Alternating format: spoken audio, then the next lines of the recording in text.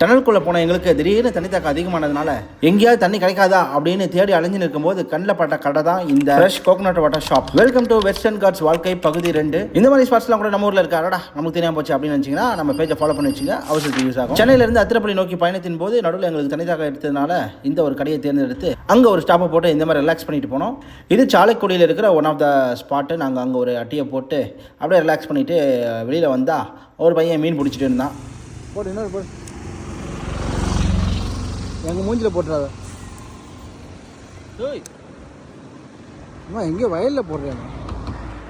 Watts your name? Abhinav. இந்த தம்பி மீன் பிடிச்சிருந்தாப்புல, ரொம்ப நேரமாக தூண்டியில் போட்டு எடுத்திருந்தாப்புல. ஆனால் ஒரு மீன் மாட்டல. தம்பி உனக்கு இதில் எக்ஸ்பீரியன்ஸ் பார்த்தா அது கூட நான் போடுறேன் அப்படின்னு சொல்லிட்டு வாங்கி போட்டதில் எத்தனை மீன் திரும்ப மாட்டிச்சு பாருங்கள். அவனாச்சும் இதெல்லாம் ஒழுங்காக பிடிச்சிருப்பான். நான் குர்ரான் போடுறேன்னு சொல்லிட்டு ஃபுல்லாக சிக்கு மாட்டி விட்டேன். மனசுக்குள்ள மலையாளத்தில் பச்சை பச்சையாக கேட்டிருப்பான்னு நினைக்கிறேன். ஒரு வழியாக சிக்கல் எடுத்து முடிச்சுட்டு அவனை கிளம்பிட்டான். நாங்களும் இந்த சைடு கிளம்பிட்டோம். அத்திரப்பள்ளியை நோக்கி போனால் அத்திரப்பள்ளியில் 600 டிகிரி அடிக்கிற வெயில். சென்னையிலேருந்து குழுகுழுன்னு வரலான்னு அப்படி நினைப்போடு வந்தவங்களுக்கு ஜட்டி முதல் கொண்டு எரிஞ்சு போச்சு. அவ்வளோ வெயில் தாங்க முடியல. அத்திரப்பள்ளியெலாம் நல்லா வெயில். டிசம்பர் மாதம்லாம் இங்கெல்லாம் வெயில் தான் அடிக்கும் போல். நம்ம ஏரியாவில் தான் சென்னையில் தான் குளிர், இங்கெல்லாம் வெயில் தான் போல. ரூம்லாம் புக்கே பண்ணல, எதுவாக இருந்தாலும் டேரெக்டாக டீலிங் பண்ணிக்கலாம்னு சொல்லிட்டு நாங்கள் பாட்டுன்னு கிளம்பி போயிட்டோம்.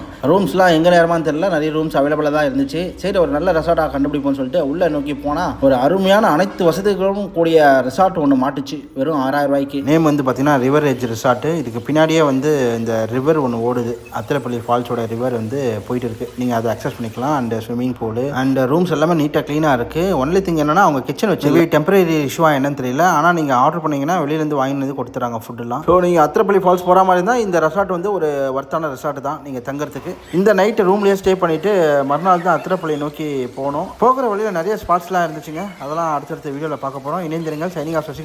Take care, bye-bye. Was like a rock song.